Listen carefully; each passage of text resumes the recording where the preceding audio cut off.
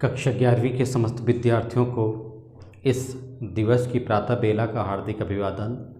आशा करता हूँ कि सारे विद्यार्थी अपने अपने घरों में कुशल पूर्वक से होंगे और वे अपने इस कठिन दौर में भी ज्ञान में वृद्धि करते जा रहे होंगे।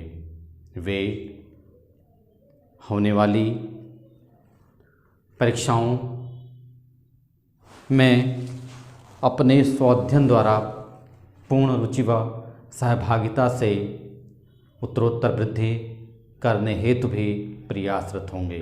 आज हिंदी दोहराव कार्यों के अंतर्गत मैं प्रेम सिंह, प्रशिक्षित परास्नातक शिक्षक हिंदी, TPS हल्द्वानी लामाचौड़, आपके समक्ष PT2 दोहराव कार्य जामुन का पेड़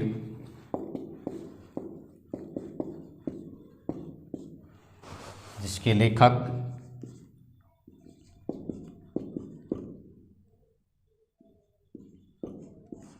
कृष्णचंद्र जी हैं को लेकर प्रस्तुत हुआ हूँ। प्रस्तुत पाठ एक हास्य व्यंग्य कथा है।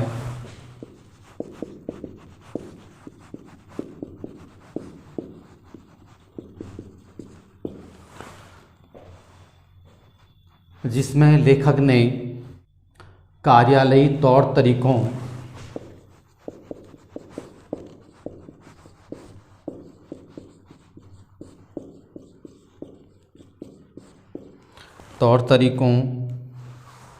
में पाए जाने वाले विस्तार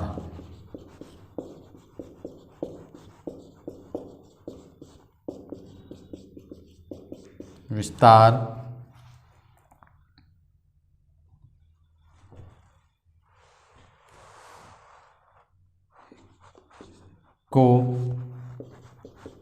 प्रकट किया है। यहाँ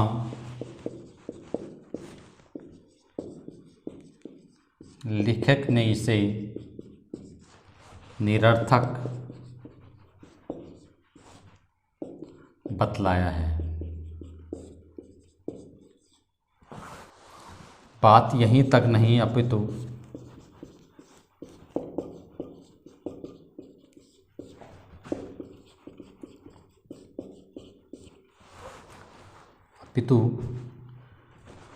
उन्होंने इस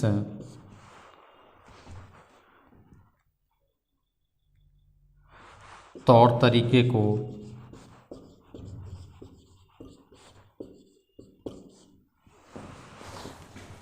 संवेदन शून्य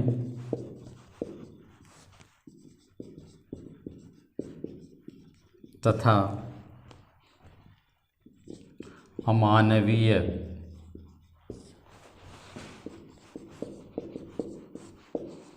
होने का पक्ष भी हमारे सामने रखा है।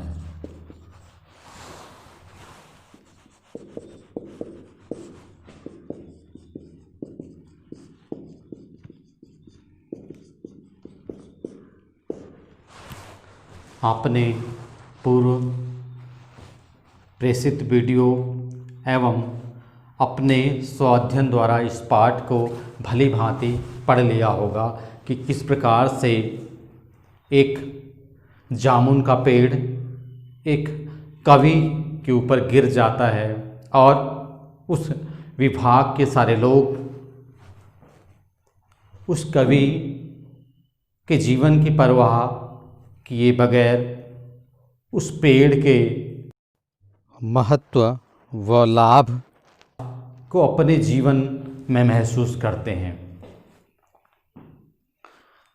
यह सिलसिला यही नहीं रुकता बल्कि वह व्यक्ति बार बार मदद की गुहार लगाता है लेकिन कोई भी उसकी पूर्णतः मदद नहीं कर पाता है। नतीजा यह होता है कि जब उसके द्वारा बोले गए शेर को सुनकर लोगों को पता चलता है कि यह एक कवि है, तो उसकी वह बात साहित्य विभाग के सम्मुख जाती है। फिर साहित्य विभाग से होते हुए वह अन्य विभागों से संपर्क में आती है। इस प्रकार से विभागों द्वारा विभागों का संपर्क किया जाना, लेकिन उसकी जान की परवाह न करना और इस लंबी कागजी महज औपचारिक स्थिति कदमों से शासक वर्ग शासन तंत्र की संवेदन शून्यता को प्रकट किया जाना इस पाठ का मुख्य विषय है। यहाँ लेखक कृष्णचंद्र जी ने बताया है कि किस प्रकार से आज की शासन व्यवस्था लाचार है। उसका उद्देश्य मानवीय संवेदनाएं नहीं बल्कि हास्यास्पद शासन है, जिसका किसी के जीवन से कोई सरोकार नहीं है। सभी विद्यार्थी इस पाठ को पुनः पढ़कर इस बात का अंदाज़ा लगा सकते हैं, क्योंकि परीक्षाओं में इस पाठ से प्रश्न पूछे जाते हैं। जैसे दबा हुआ आदमी एक कवि है, यह बात कैसे पता चली और इस जानकारी का फाइल की यात्रा पर क्या प्रभाव पड़ा। वहीं दूसरा प्रश्न, कृषि विभाग वालों ने मामले को हॉर्टिकल्चर विभाग को सौंपने के पीछे क्या तर्क दिया। इस प्रकार से अनेक विभागों की चर्चा यहाँ पर की गई है और फाइल क्रमशः अनेक विभागों के पास जाती रही और विभाग अपने अपने स्तर पर उस कार्य की सराहना, उस कार्य का आश्वासन देते रहे। अंत में परिणाम यह हुआ कि उस व्यक्ति की जीवन लीला ही समाप्त हो गई। तो यह पाठ शासन तंत्र की विफलता, अमानवीयता, संवेदन शून्यता एवं अमानवीय दृष्टिकोण को यहाँ पर प्रस्तुत करता है। तो आशा करता हूँ कि विद्यार्थी पुनः इस पाठ को पढ़कर इसके प्रश्नोत्तरों को भली भांति करने में दक्ष हो सकेंगे। PT2 दोहराव कार्य के अंतर्गत गद्य पाठ भारत माता, जो कि पंडित जवाहरलाल नेहरू द्वारा रचित है, के दोहराव कार्य को प्रस्तुत करने जा रहा हूँ, जिसमें मैं पाठ्य विषय वस्तु पर एक संक्षिप्त सारगर्भित टिप्पणी यहाँ पर प्रस्तुत कर रहा हूँ, जिससे विद्यार्थी इस पाठ को भली भांति समझ सकें और भी परीक्षा में इससे लाभान्वित हो सकें। भारत माता पाठ पंडित जवाहरलाल नेहरू द्वारा लिखित एक ऐसा आत्मकथात्मक पाठ है जिसमें नेहरू जी ने भारत माता के संदर्भ में अपनी राय प्रकट की है। बार बार किसानों के द्वारा या देश के अन्य लोगों के द्वारा इस भारत माता शब्द के आशय को अपनी समझ